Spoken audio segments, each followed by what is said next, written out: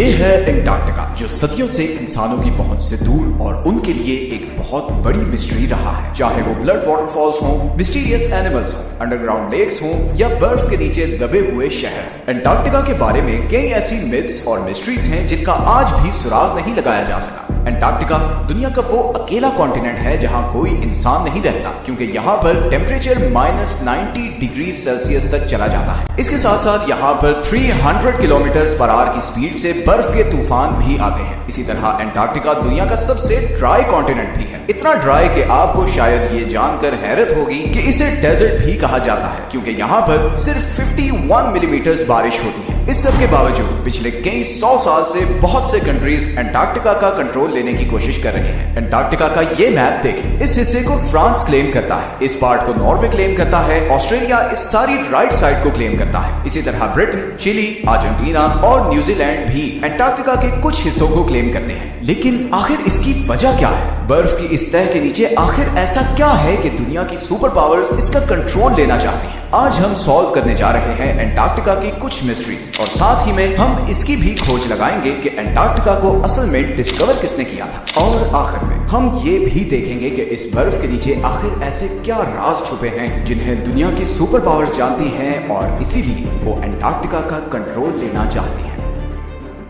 Antarctica किसने discover किया? Depends on who you are asking. Britishers कहते हैं कि एंटार्क्टिका उन्होंने डिस्कवर किया था, जबकि रशियंस कहते हैं कि सबसे पहले उन्होंने यहाँ कदम रखा था। लेकिन एंटार्क्टिका का जिक्र आज से कई हजार साल पहले ग्रीक फिलोसोफर एरिस्टोटल ने किया था, जब उसने कहा कि जमीन गोल है और नॉर्थ और साउथ पोल एक दूसरे के मिरर इमेजेस हैं। 2021 में रॉयल सोसाइटी ऑफ न्यूजीलैंड की एक स्टडी पब्लिश हुई जिसमें यह कहा गया कि इधर ऑस्ट्रेलिया के पास पॉलिनेशियन आइलैंड्स पर रहने वाले माओरी लोग शायद पहले इंसान थे जो 7वीं सदी में एंटार्क्टिका पहुंचे थे, क्योंकि उनकी पुरानी कहानियों में एक ऐसे बर्फीले कॉन्टिनेंट का जिक्र मिलता है जो जमीन की सदर्न साइड पर है। खैर, रिकॉर्डेड हिस्ट्री में ब्रिटिश ऑफिसर जेम्स कुक वो पहला यूरोपियन था जो एंटार्क्टिक सर्कल क्रॉस करके इधर एंटार्क्टिका के पास पहुंचा, लेकिन वो अभी एंटार्क्टिका से 130 किलोमीटर दूर ही था कि उसने अपनी शिप वापस मोड़ ली, क्योंकि उसे एंटार्क्टिका तो नजर नहीं आया, मगर पानी में तैरते हुए आइसबर्ग्स जरूर नजर आए, और समुद्र के तेवर ऐसे थे कि शिप को आगे लेकर जाना बहुत खतरनाक था। इसीलिए जेम्स कुक ने कहा था कि इस सदर्न कॉन्टिनेंट तक पहुंचना इतना खतरनाक है कि शायद ही कभी कोई इंसान यहाँ तक आए। कैप्टन कुक के बाद और भी बहुत से लोगों ने एंटार्क्टिका डिस्कवर करने की कोशिश की, मगर वो कामयाब नहीं हो सके। फिर 19वीं सदी के आते ही इकोनॉमिक डोमिनेंस के लिए कंट्रीज के बीच एक कंपटीशन शुरू हो गया। दुनिया अब एक न्यू वर्ल्ड ऑर्डर की तरफ बढ़ रही थी, रिसोर्सेज और नए ट्रेड रूट्स डिस्कवर हो रहे थे, इंडस्ट्रीज लग रही थी। हर कंट्री आने वाली नई सदी में सुपर पावर बनना चाहता था और इसीलिए एक्सप्लोरेशंस उरूज पर थी। ऐसे में 1819 में रशियन एम्पायर ने रशियन एक्सप्लोरर फेबियन वॉन बेलिंग्सहाउसन को ये टास्क दिया कि वो पूरी दुनिया के गिर्द चक्कर लगाए और नई कंट्रीज और कॉन्टिनेंट्स डिस्कवर करें। 1820 में फेबियन ने कैप्टन कुक की प्रेडिक्शन गलत साबित की और यहाँ सदर्न ओशन में पहुंचकर एंटार्क्टिका को बहुत करीब से देखा। गो कि उसने एंटार्क्टिका पर कदम नहीं रखा था, मगर उसे मॉडर्न हिस्ट्री का वो पहला इंसान कहा जाता है जिसने एंटार्क्टिका को देखा था। फिर 1900 से 1920s के बीच बहुत से एक्सप्लोरर्स ने एंटार्क्टिका का रुख किया। British explorer Robert Falcon Scott 1911 में अपनी टीम के साथ एंटार्क्टिका पर उतरा और तकरीबन 400 माइल्स तक आगे गया, मगर फिर खराब मौसम और भूख की वजह से उसे वापस पलटना पड़ा। लेकिन वापसी का ये सफर बहुत ही भयानक साबित हुआ। स्कॉट और उसकी टीम सख्त सर्दी और बर्फानी तूफान में फंस गए और इन सब की मौत हो गई। फिर वर्ल्ड वॉर 1 के बाद बहुत सी कंट्रीज ने यहाँ अपनी टीम्स भेजी और इस कॉन्टिनेंट को क्लेम करने की कोशिश की। 1939 में हिटलर के कहने पर जर्मन एयरफोर्स ने यहाँ नाजी फ्लैग्स भी गिराए ताकि इस एरिया को नाजी जर्मनी के कंट्रोल में दिखा सके। वर्ल्ड वॉर 2 के बाद बहुत सी कंट्रीज ने यहाँ अपने रिसर्च स्टेशन सेटअप किए और यहीं से फिर एंटार्क्टिका के बारे में मिस्टीरियस डिस्कवरीज होना शुरू हुई।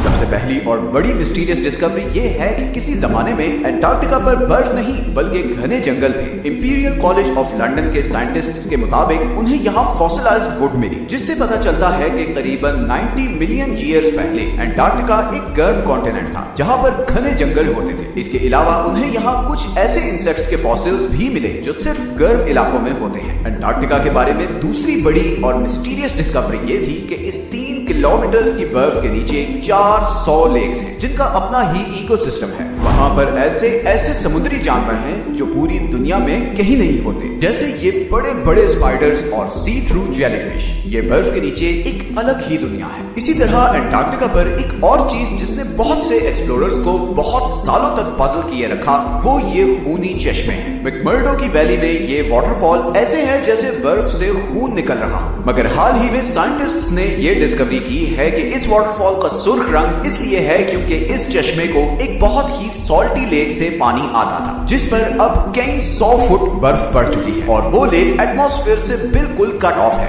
इस पानी में बहुत ज्यादा आयरन है और इसीलिए जब ये पानी चश्मे में आता है तो ऑक्सीजन और धूप की वजह से पानी में मौजूद आयरन ऑक्सीडाइज होता है और उसका बिल्कुल जंग जैसा कलर हो जाता है। एंटार्क्टिका के बारे में तीसरी सबसे बड़ी मिस्ट्री और कॉन्स्पिरेसी ये है कि इस बर्फ के नीचे कोई एंशिएंट सिविलाइजेशन है। बहुत से लोगों ने ये क्लेम किया है कि यहाँ पर एलियन स्पेस शिप्स भी देखी गई हैं। 2016 में गूगल अर्थ पर एंटार्क्टिका में बहुत सी अनयूजुअल एक्टिविटीज रिकॉर्ड की गई हैं। कॉन्स्पिरेसी थ्योरिस्ट्स जहां इन्हें एलियन यूएफओस कहते रहे, वहीं बहुत से पॉलिटिकल एक्सपर्ट्स के नजदीक ये अमेरिका और दूसरे कंट्रीज के सीक्रेट एयर ऑपरेशंस हैं जो वो एंटार्क्टिका में कर रहे हैं। और यहीं पर आता है एंटार्क्टिका का वो हिडन पॉलिटिकल फ्रंट जिससे बहुत कम लोग अवेयर हैं। जहां बाकी पूरी दुनिया दूसरे जियोपॉलिटिकल इश्यूज में उलझी हुई है, वहीं अमेरिका, चाइना और सोवियत यूनियन अग्रेसिवली एंटार्क्टिका पर एक्सपेडिशंस भेज रहे हैं। इनफैक्ट चाइना ने तो वहां अपने मल्टीपल रिसर्च स्टेशन सेटअप किए हैं। 1959 की एंटार्क्टिक ट्रीटी के मुताबिक कोई भी कंट्री एंटार्क्टिका में साइंटिफिक इन्वेस्टिगेशंस कर सकता है, बस उसे इन स्टडीज का रिजल्ट सब कंट्रीज के साथ शेयर करना होगा। 1992 में यूएस जियोलॉजिकल डिपार्टमेंट के सर्वे में ये डिस्कवरी सामने आई कि एंटार्क्टिका में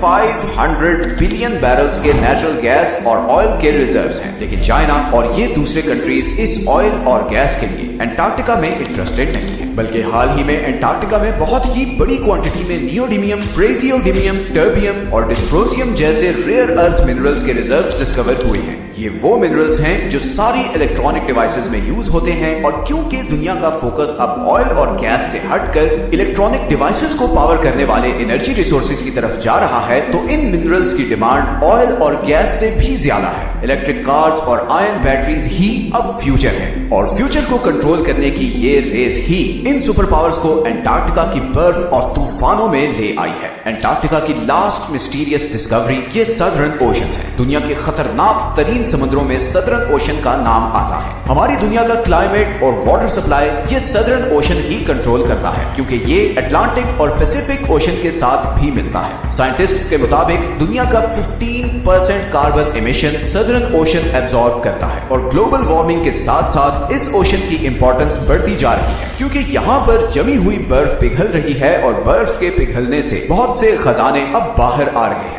जिन समुद्रों में कभी इंसान जाने का सोच भी नहीं सकते थे। बहुत जल्द वो इंपॉर्टेंट ट्रेड रूट्स बनने वाले हैं। एंटार्क्टिका पर अब भी बहुत सी स्टडीज चल रही हैं और हु नोज कि आने वाले टाइम में और क्या मिस्टीरियस चीजें एंटार्क्टिका के बारे में डिस्कवर होंगी। ये हैं वो सारे सोर्सेज जहां से हमने इस वीडियो के लिए कंसल्ट किया है। अगर आपको इस तरह के टॉपिक्स पसंद हैं तो नीचे कमेंट्स में जरूर बताएं। मिलते हैं नेक्स्ट वीडियो में एक और इंटरेस्टिंग टॉपिक के साथ। अपना ख्याल रखें। अल्लाह हाफिज।